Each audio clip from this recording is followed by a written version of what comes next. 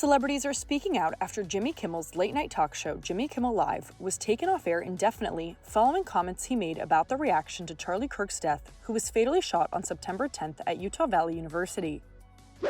An ABC spokesperson confirmed to NBC News on Wednesday that the talk show will be preempted indefinitely. During Kimmel's monologue on Monday, the comedian criticized some Republicans for how they responded in the aftermath of the shooting as he speculated about the motivations of suspect Tyler Robinson.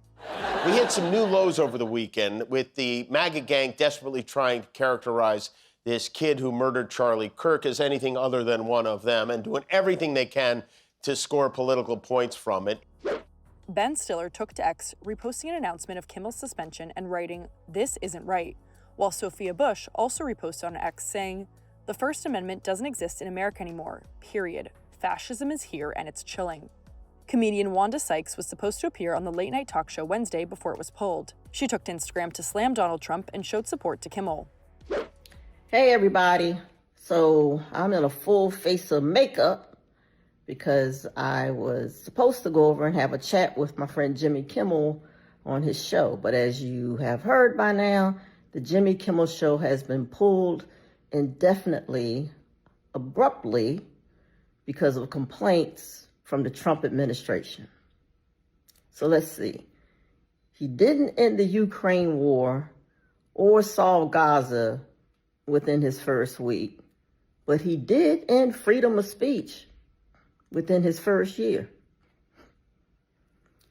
Hey, for those of you who pray, now's the time to do it. Love you, Jimmy.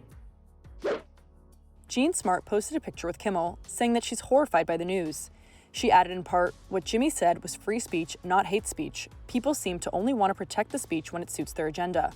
Singer Halsey also spoke out to her 30 million Instagram followers, saying, "We're in the tell your friends and neighbors extreme censorship, indistinguishable propaganda part of fascism, in case that wasn't clear." Plus, Brinkley showed support to Kimmel, reposting a photo of him with fellow comedians Jimmy Fallon, Stephen Colbert, John Oliver, and Seth Meyers. The model said in part, "We must protect their and our First Amendment rights." Unions representing actors, writers, and musicians also criticized the network's decision, deeming it was an attack on free speech. Access Hollywood has reached out to representatives for Kimmel, but did not immediately hear back. ABC's decision came hours after the Federal Communications Commission Chair Brendan Carr threatened to, quote, take action against the network and its parent company, Disney, according to NBC News. Nexstar Media Group, who is waiting on FCC approval for a $6.2 billion acquisition of Tegna per NBC News, also announced Wednesday that they would preempt the talk show on their ABC affiliates for the, quote, foreseeable future. The media group has more than 200 stations in the U.S. Sinclair Broadcasting Group chimed in, saying they are too indefinitely preempting the show, adding that they would not lift the suspension until talks with ABC are held, quote, regarding the network's commitment to professionalism and accountability. Sinclair also called on Kimmel to issue an apology to the Kirk family and make a donation to both the family and Turning Point USA. Kimmel did condemn the conservative activist shooting right after it occurred last week, speaking out on his social media page in which he said he sent love to the Kirks, and on air said he saw vile responses to Kirk's death and will never understand the people who cheered in response to the incident.